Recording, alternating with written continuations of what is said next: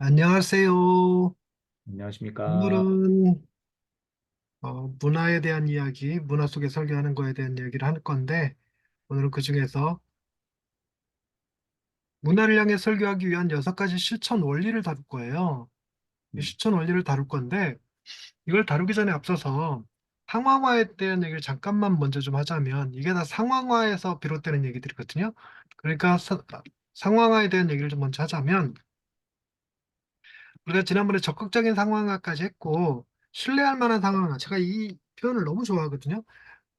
상황화에 대한 이 얘기를 굳이 왜 꺼내냐면 계속 반복적으로 나올 텐데, 우리가 상황화 시켜서 그들이 알아들을 수 있는 언어로 복음을 제시하는 것은 그들과 싸우자는 얘기가 아니에요.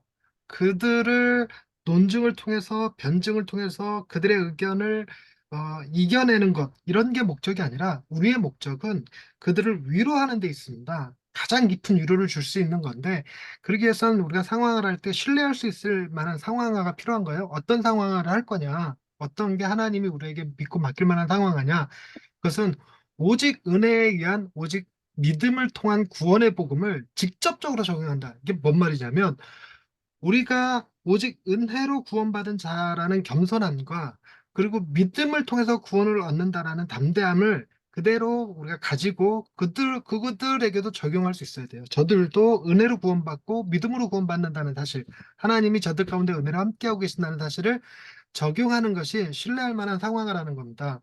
그래서 팀켈러가 이런 말을 써놨어요. 복음은 인간 마음에 줄 수 있는 가장 깊은 위로다. 일단 당신에게 귀 기울이는 사람들 속으로 조심스레 들어가서 그들에게 세상에 맞설 용기가 있다면 이것을 먼저 경험한 사람의 열정을 가지고 반드시 이 위로를 전하길 바란다. 우리는 그들이 가지고 있는 그들의 문화 속에 담겨져 있는 소망들이 있어요. 그 소망들을 어떤 이는 성취하고 어떤 이는 좌절당할 거란 말이죠. 근데 온전히 성취하는 사람들도 없어요. 그들도 그들 안에 불안감이 또 있고 또 좌절이 있는데, 그들에게 복음이 줄 수 있는 위로를 건네줄 수 있어야 된다는 게 상황화예요. 그러니까 그들을 위로하자는 거지, 그들의 논지를 까서 회파해서 그들을 묵살하고 이런 개념이 아니라는 거예요. 근데 우리가 이상하게 묘하게 그런 태도를 가지고 있는데, 이런 태도를 고치기 좋은 워딩이, 티켈러가 이런 말을 썼어. 제가 이게 참 좋아하는 워딩인데, 초창기 리드머 교회는 그리스도인들이 도시를 불쌍하게 내려다보는 잘못된 경향이 있음을 발견했다. 이처럼 우리가 도시의 구원자인 양 여기는 것은 해로운 생각이다. 우리가 이렇게 상황화를 시켜서 그들에게 복음을 전할 때 우리가 그들을 구원한다라는 생각을 갖는데, 이게 해로운 생각이라는 거예요. 도시의 구원자가 아니라는 거예요. 우리는 겸손히 도시와 사람들을 존경하며 배워야 합니다. 존경하며 배워야 돼요. 그래서 우리가 세상 문화, 그들의 책, 그들의 연극, 영화 이런 것들을 향유할 때 비판적 향유를 하지만 존경하는 마음으로 배워야 됩니다. 그들과의 관계는 의도적으로 상호적인 것이어야 돼요. 상호적으로 우리가 취해 주기만 하는 것이 아닙니다. 그들로부터 받는 것이 있어요, 반드시. 우리는 기꺼이 그들의 삶 가운데 있는 하나님의 일반 은총을 보려고 해야 하고, 이 말이 제게 도전이 되는 거예요. 그들이 우리를 필요로 하는 것과 마찬가지로 그들에겐 우리가 필요하죠. 우리가 하나님의, 우리가 하나님과 그분의 은혜를 더 충만히 알기 위해서도 우리는 그들이 필요해요. 그러니까 우리끼리만 있다면 우리끼리만 알 수 있는 하나님은 너무 제한된 하나님이에요. 하나님이 죄인을 음, 어떻게 다루는지, 문화를 어떻게 다루는지 알 수가 없어요. 그래서 하나님을 알지 못하는 사람들하고 대화를 하다 보면, 아, 하나님에 대해서 이렇게 생각할 수도 있고, 이런 의심을 품을 수도 있고, 또 이것에 반대할 수도 있구나 하는 것들을 알면, 하나님에 대해서 좀 더 우리가 많은 걸 알게 돼요. 하나님과 그분의 은혜를 더 많이 알기 위해서라도 우린 누가 필요하냐면, 넌 크리스찬, 세상 속 사람들이 필요하다는 사실을 인정해야 된다는 것입니다. 이게 신뢰할 만한 상황화라는 거예요. 그리고 나서 우리가 상황화를 위한 기초, 동기, 공식을 좀 알 필요가 있는데, 외울 수 있으면 참 좋겠어요. 일단 이해부터 하자면, 우리가 가지고 있는 복음은, 이게 우리가 잘해서 선한 일을 해서 종교적 열심을 쌓아서 덕을 쌓아서 의의를 행해서 구원받는 게 아니잖아요. 우리는 죄인이에요. 오직 은혜로 구원받은 죄인일 뿐입니다. 그게 복음이에요. 하나님은 의인을 구하시는 자가 아니라 죄인을 구하시는 자라는 사실을 전하는 게 복음이에요. 그다음에 우리는 하나님의 형상으로 창조되었어요. 아무리 많은 죄를 지은 사람일지라도, 걸핏하면 입에 욕을 담고 사는 사람일지라도, 결국 그는 누구의 형상으로 지어진 자냐? 하나님의 형상으로 지어졌다는 거예요. 그래서 우리가 그들을 바라볼 때 하나님의 형상으로 볼 수 있어야 된다는 것입니다. 하나님의 형상으로. 그리고 일반은죠. 그들도 다 하나님의 진리를 듣고 알 수 있어요. 그들도 하나님이 주실 수 있는 그 지혜, 예술적 감각, 그리고 도덕적 개념들이 있어요. 그러니까 그것들을 진리를 잘하면 그 진리를 듣고 안다라고 하는 것이 기본 기초예요. 상황화의 기초가 됩니다. 그리고 우리가 상황화를 하려는 동기가 있죠. 왜 상황화를 하려면 우리가 가진 복음, 구원받는 죄인이라는 그 사실을 또 다른 죄인들에게 도전하기 위해서 너희들도 구원받을 수 있다고 하나님이 너희를 구원하길 원하신다고 하는 음, 게 우리의 동기예요. 그러기 위해서 음, 우리는 이제 불필요한 요소들 이렇게 전하다 보면 우리의 워딩이라든가 의복 혹은 우리만이 주장하는 음악들이 있는데 이런 것들은 좀 걸림돌이 되는 것들은 다 치워줄 수 있어야 돼요. 치워줄 수 있어야 돼요. 그러니까 뭐 교회 안에서 뭐 뽕짝을 불러도 되느냐 안 되느냐 뭐 트로트를 불러도 되느냐 안 되느냐 이런 논쟁 같은 게 필요하지 않죠. 할 수만 있다면 할 수 있는 거죠. 얼마든지. 일단 상황의 기본 공식이 있는데 공식은 뭐냐면 문화 안에 있는 치명적인 모순들과 우상을 밝혀내고 그리스도 안에서만 가능한 해결책을 제시해 주는 것이 상황의 기본 공식입니다. 이 기본 공식을 잘 보세요. 모순들과 우상을 밝혀내고 그 다음에 복음 안에서 가능한 해결책을 제시한다. 이게 기본 공식입니다. 그래서 이 기본 공식을 그대로 문화를 향해서 설교하기엔 6가지 실천 원리에도 그대로 들어가요. 복음이라는 동기로 초대하라. 이게 다 그 얘기거든요. 그래서 먼저 이 6가지를 보자면 첫 번째가 우리의 워딩을 좀 그들도 알아들을 수 있는 이해하기 쉽거나 익히 알려진 어휘를 좀 사용하는 게 좋겠죠. 우리가 사용하는 것들이 뭐 언약이라든가 칭이라든가 이런 말들이 어, 그들이 듣기에 좀 어려운 말로 들릴 수 있다는 거예요. 근데 우리가 그게 쉽게 잘 고쳐지지 않는데 그 말을 다른 말로 바꿔서 설명하기보다 우리가 언약이라는 말을 도대체 뭘로 바꿔서 설명하겠어요. 그러니까 이 말을 쓸 때 꼭 한 번쯤은 해석을 붙여줘라. 율법과 사랑의 아름다운 조합을 언약이라고 합니다.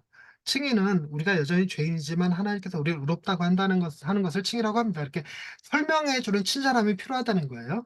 그리고 심지어 틴켈러는 그 얘기도 하죠. 주보의 예배 순서 할 때 그 예배 순서 중간중간에 그게 당연히 교동문이 뭐고 사도신경이 뭐고 이런 말들을 좀 해석해 주거나 아니면 짤막한 해설 구절을 주보에 실어줘라. 이렇게도 합니다. 그래서 그들을 좀 이해할 수 있도록 그들의 말로 이해할 수 있도록 도와줘야 된다는 것입니다. 그리고 두 번째가 권위 있는 사람들의 말을 좀 활용해 논지에 힘을 실으라. 이걸 바울이나 데니까 아라투스를 인용했고 틴켈러나 데니까 철학자들을 얘기하고 뭐 달라스를 얘기하고 뭐 이런 얘기 하지만 우리가 이 말을 사용하면 권위 있는 사람들의 말을 썼다고 해서 성도들이 알아듣느냐 그렇지 않아요. 기본 전제가 뭐냐면 권위 있는 사람들을 누가 권위를 줬느냐? 성도들도 이렇게 일반 사람들도 권위 있다고 인정할 만한 사람들이에요. 그들이 알 만한 사람들. 우리 식으로 얘기하자면 권위 있는 사람들의 말을 활용한다라고 할 때 뭐가 가장 익숙하냐면 속담이랑 사자성어가 제일 익숙해요. 그러니까 속담을 들어서 사자성어를 들어서 얘기해 줄 수 있으면 더 좋겠죠. 그 다음에 의구심과 반대 의견을 잘 이해하고 있음을 보여줘라. 공감 능력인데 우리가 설교를 하다 보면 그 뭐죠? 우리 우스갯소리로 동정녀가 아들을 낳았다, 자녀를 낳았다는 사실을 못 믿겠다. 그게 말이 되냐? 말이 되냐? 이런 논리. 우리는 그걸 어떻게 설명하냐면 야, 아니 그 남편 요셉도 믿는다는데 네가 뭔 상관이냐? 뭐 이런 농담처럼 하기도 하는데 음, 우리도 한때 의심했었잖아요. 무리를 걷는다는 거, 뭐, 무리를 걷는 도마뱀이야, 뭐, 이런 거. 어떻게 그 벽을 통과할 수가 있어? 어떻게 그, 뭐죠? 질량 보존의 법칙을 깨고 모병의 기적을 행할 수 있어? 이런 것들에 대해서 나도 한때 의심했었고, 궁금했었고, 안 믿어졌었다. 이런 얘기들을 같이 하면서 공감해 줄 수 있어야 돼. 공감해 줄. 음, 여성을 핍박하고 있는 거 아니냐? 다른 민족들을 전멸하라는 하나님이 어떻게 사랑의 하나님이라 할 수 있느냐? 이런 말들을, 음, 그걸 내가 다 제대로 설명하지 못해도 나도 그런 고민을 한 적이 있었다는 사실을 보여줄 필요는 있다. 그리고 기본적인 문화 내러티브에 도전하기 위해서는 먼저 긍정하는 것이 필요한데, 일단 기본적으로 제가 여기 포스트 모더니즘의 4가지 슬로건 이걸 가져왔거든요. 틴켈러가 얘기한 거긴 한데, 나 자신에게 진실하라. 이 시대의 포스트 모더니즘 애들은 자기 자신에게 솔직하기를 원해요. 그래서 자기가 뭘 좋아하고 뭘 싫어하고 뭘 느끼고 그 꼰대 싫어하면 싫어한다고 얘기하고 심지어 남염, 염, 뭐요 엄청나게 다 할 수 있죠. 이것에 대해서 긍정해 줄 수 있어요. 그래 너 자신에게 솔직해야지. 우리가 우리 자신을 속여서까지 설명할 필요 없지. 그러나 너에게 너보다 더 진실하게 대하시는 분이 계시단다. 그분이 너를 더 잘 알고 계신단다. 이렇게 얘기해 줄 수 있어야 된다는 거죠. 그리고 내가 행복한 일을 해라. 행복이 도대체 뭐냐? 행복을 자기 혼자만의 느낌으로 가지고 있을 수 있냐? 행복은 공유되는 거냐? 나만 행복하다 행복하냐? 다른 사람들과 같이 행복할 수 있느냐? 진짜 행복은 다른 사람에게 선한 영향력을 줄 때 행복할 수 있다. 그래서 행복은 관계랑 관련되다. 이런 얘기를 해줄 수 있어야 됩니다. 행복이 중요한 가치예요. 행복이 중요한 가치지만 이 행복이 우리 시대에 이야기되어진 건 불과 100년이 안 된다 그래요. 그래서 행복이 뭐냐 정의를 내리는 것부터 행복학 이런 거에 대해서 제대로 정의를 내려지질 않았어요. 그동안은 전쟁과 가난이 늘 이제나 일상적으로 있어 왔기 때문에 그런 것만 해결돼도 좋다고 생각했지 이 감각적인 행복을 요구하는 것이 아니었어. 그래서 감각적인 행복을 요구하다가 어디로 가버렸냐면 마약으로 가고 중독으로 가버리고 이렇게 돼버렸는데 근데 행복에 대해서 긍정해주고 그런 행복의 정의부터 새롭게 정리해주고 어쩔 때 우리가 진짜 행복한지를 설명해 줄 수 있고 그 행복에 사랑이 포함되어 있음을 얘기해 줄 수 있고 이렇게 해야 된다는 거예요. 먼저 긍정하는 게 행복한 일을 하면 안 된다. 이렇게 하면 안 되죠. 행복한 일을 해야죠. 그리고 세 번째, 다른 사람에게 피해가 되지 않는 한 하고 싶은 일을 해라. 자신이 하고 싶은 일을 하는 게 좋겠죠. 그런데 자기가 하고 싶은 일을 다 한다고 해서 그렇다고 해서 자신이 몸담고 있는 사회나 관계나 룰을 깨면서까지 할 수 있는 일은 아니다. 우리에게 주어진 룰이 있죠. 사각의 링 위에서 권투하는 것이고, 그리고 축구장에서 심판 있는 곳에서 축구를 해야 재밌는 거죠. 어떤 룰이 있어야 돼요. 룰 자체를 내 자유를 내가 하고 싶은 거 했다고 한국 자신의 몸담고 있는 문화를 깨거나 부수는 방식으로는 안 된다. 가정을 부정하는 방식으로는 안 된다. 가정을 망가뜨리거나 그런 방식으로는 안 된다는 거죠. 그러니 진짜 자기가 하고 싶은 일 무엇인지를 찾을 때도 마찬가지로 내가 어떤 걸 잘할 수 있고 어떤 걸 잘하지 못하는지를 이렇게 우리에게 달란트를 주신 분이 있죠. 그걸 선하게 사용하게 하실 수 있는 분이 계시죠. 그리고 그분 안에서 비로소 내 달란트가 극도로 활용될 수 있죠. 이런 것들을 설명해 주는 거죠. 그리고 옳고 그른 것은 내가 결정하는 것이지 다른 사람이 정해줄 수 없다. 이게 도덕적 기준인데 아무리 다른 사람이 정해줄 수 없고 내가 정해준다고 하더라도 누군가가 내 발을 밟으면 화가 나게 돼 있고 누군가가 내 돈 떼먹으면 승질나게 되어 있어요. 그러니까 모두가 다 공감할 만한 도덕적 원리라는 것이 있는데 그것이 어떻게 한 사람의 감정만으로 되겠느냐. 모두의 공감대가 필요하지 않겠느냐 하는 거죠. 이런 것들을 긍정해 주고 도전하는 거예요. 그럼 우리가 문화 내러티브를 이해할 필요가 있겠죠.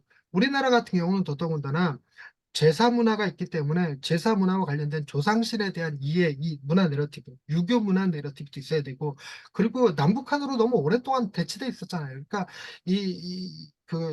이걸 뭐라 그러죠? 이 냉전 문화에 대해서도 이해할 필요가 있고요. 그리고 우리 아이들 세대의 포스트 모더니즘 문화도 이해할 필요가 있겠어요. 우리가 아까 근대화, 전근대화, 포스트 모더니즘 다 이해할 수 있어야 된다는 거죠. 그리고 다 이해했을 때 비로소 뭐를 할 수가 있느냐면 문화의 합점을 누릴 수가 있습니다. 문화의 합점. 즉, 어, 근대화가 되기 전 프리 모더니즘 시대, 모더니즘 시대, 포스트 모더니즘 시대가 각각 다른 이야기를 해요. 다른 이야기를 하는데 다 어떤 기본 전제가 깔려 있지가 않습니다. 즉, 우리에겐 성경이라고 하는 기본 토대가 있는데 그들에게는 그 토대가 될 만한 게 없어요. 각자 자기 생각에 속에는 옳은 대로 얘기하다 보니까 무엇이 행복이냐라는 것도 어, 여러 학자들마다 논의가 다 달라요.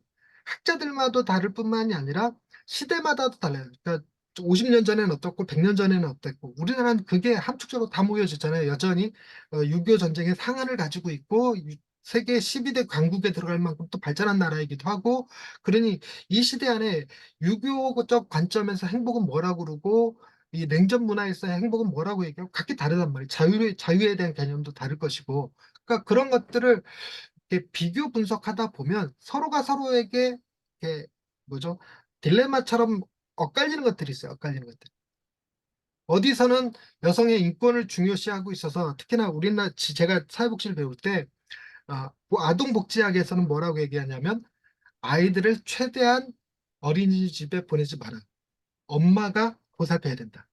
그래서 엄마에게 양육비를 지원한다. 이게 아동복지학이에요. 그럼 여성학에서는 뭐라 그러냐? 여성복지에서는 어린이집을 많이 늘려서 아이가 6개월만 지나면 어린이집에 맡겨서 엄마들이 자유를 누릴 수 있게 해야 된다. 그래서 어린이집을 확장해야 된다. 이렇게 주장해. 이게 서로 다르단 말이에요. 그러니까 엄마의 행복을 얘기할 거냐, 아이의 행복을 얘기할 거냐.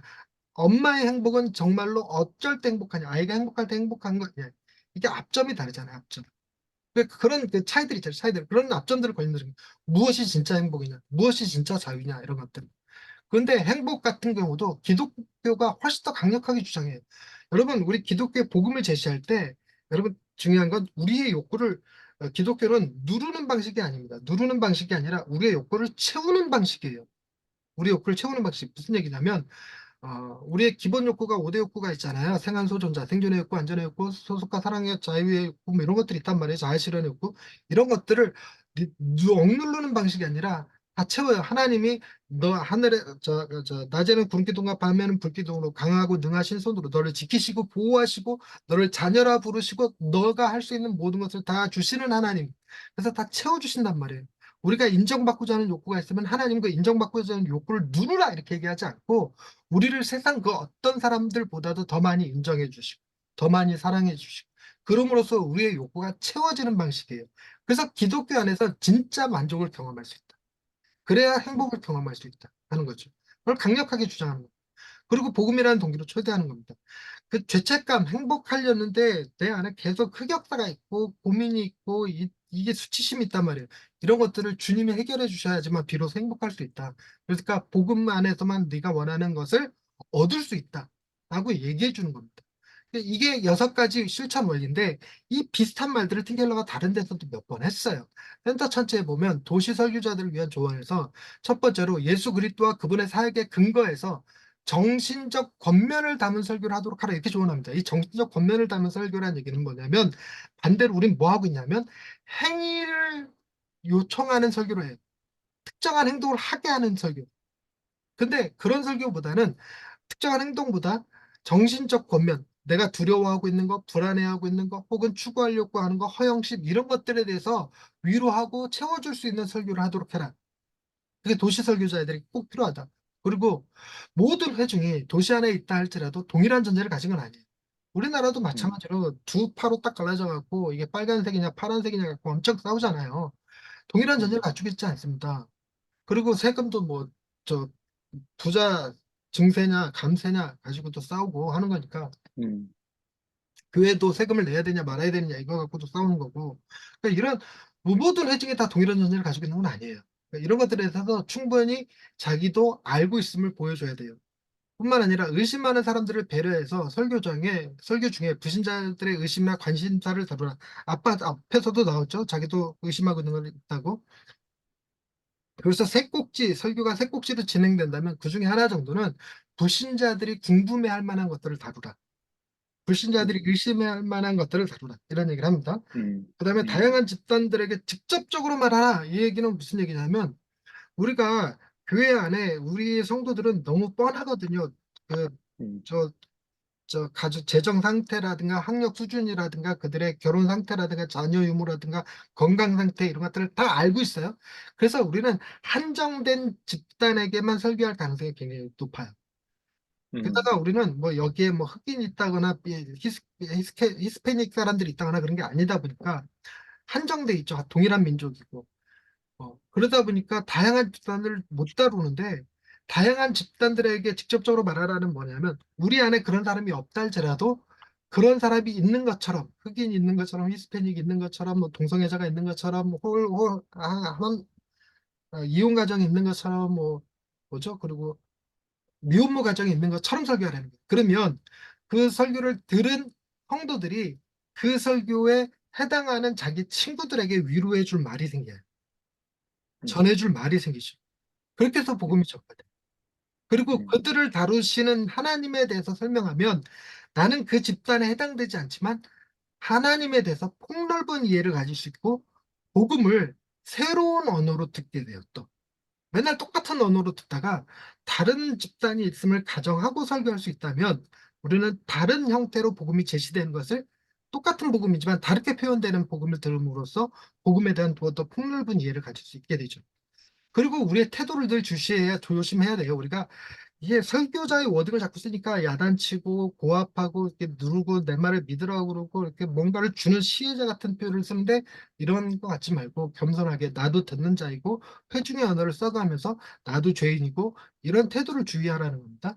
그 다음에 청중들의 문화와 도시의 일상적 경험에 친숙함을 보여줘야 된다. 그러니 여러분 지금 좀 그 뭐죠? 베스트셀러 된 소설책이라든가 아니면 인기 있는 드라마 혹은 영화도 좀 볼 수 있어야 되고 여러분 지역에서 일어나는 다양한 문화 행사들 좀 참여 좀 하셔서 가서 뭐 협조하는 건 못한다 할지 뭐 찬조하는 건 못한다 할지라도 가서 음식 하나 사 먹어줄 수 있고 옷 한 벌 사올 수 있잖아요. 그런 행사에 가서 그러니까 그런 데 가서 어땠는지 그 느낌을 예배 시간에 얘기해 줌으로써 우리도 목사도 이 도시가 주는 유익을 누리고 있고 그것에 감사하고 있음을 보여줌으로써 똑같은 사람들임을 우리가 이 도시 안에 한 구성원임을 알 수 있게 해주는 거예요. 그래서 그날 처음 나온 성도들도 처음 나온 불신자들일지라도 이 목사님은 우리와 다른 사람이 아니라 우리 안에서 함께 숨쉬고 살아가는 사람이라는 걸 알 수 있게 해주는 거죠. 근데 음, 이와 비슷한 얘기를 또 어디서 했냐면 어, 이 센터 처치 컨퍼런스 이게 팀켈러가 와서 이렇게 강의한 적이 있어요. 몇 년도인지 기억이 안 나는데 그때 어, 신문에 이 포스트 모더니즘 시대의 일곱 가지 설교 원칙을 여러 신문에서 실었었거든요. 그때 그 음, 제목들만 따갖고 오면 이래요. 믿지 않는 사람들과 공유할 수 있는 언어를 써야 된다. 아까 우리가 나왔던 첫 번째 거랑 같죠. 그다음에 성경과 음, 더불어 안 믿는 이들이 존경하는 인물을 인용해라. 똑같죠. 근데 두 이걸 번째. 같은 말인데 왜 쓰냐면 이렇게 다양한 상황에서 다양한 어딩으로 번역된 글들을 보면 머릿속에 좀 더 잘 이해되지 않나요? 음, 강조되고 반복되는 느낌이 있으니까. 네. 그들이 의심하는 것이 무엇인지 이해하고 있으면 보여줘라. 그들이 믿고 있는 것에 음, 근거해 그들이 잘못 믿고 있다고 말해줘라. 문화의 압점을 누르는 거죠. 음, 문화의 압점. 음, 믿지 않는 이들의 갈망에 맞춰 복음이 제공할 수 있는 것을 제시하라. 이거 뭐죠? 위로. 우리는 복음으로 위로하는 게 목적이에요. 위로. 이렇게 해야 한다고 어필하는 것으로 부족하다. 사람들의 마음속으로 들어가라. 아까 했던 말, 정신적 권면을 담은 설교. 음, 그다음에 이게 저는 제일 좋은데 도덕적이고 종교적인 사람이 되는 것과 기독교인이 되는 것의 차이가 무엇인지 분명히 제시하는 이게 이 컨퍼런스 때 나왔던 다른 데선 나오지 않은 얘기예요. 종교와 복음이 어떻게 다른지를 보여줘야 돼. 사람들은 종교의 그 걸림돌을 느끼고 있거든요. 복음을 모르고 있는 거예요. 복음을 어떻게 써서 내가 지금 얘기하고자 하는 건 복음이지 기독교 전통이 아니다. 그래서 뭐 교회를 알로하면 술 담배 끊어야 되고 독박 저 제스처 지내면 안 되고 그러라고 그 얘기를 하는 게 아니다. 그래서 어 기독교 복음이 우리 안에 들어오면 그 복음이 말하는 바가 무엇인지를 큰아들이 되는 것이 아니라 탕자도 아버지 품에 큰아들도 아버지 품에 안겨야 된다.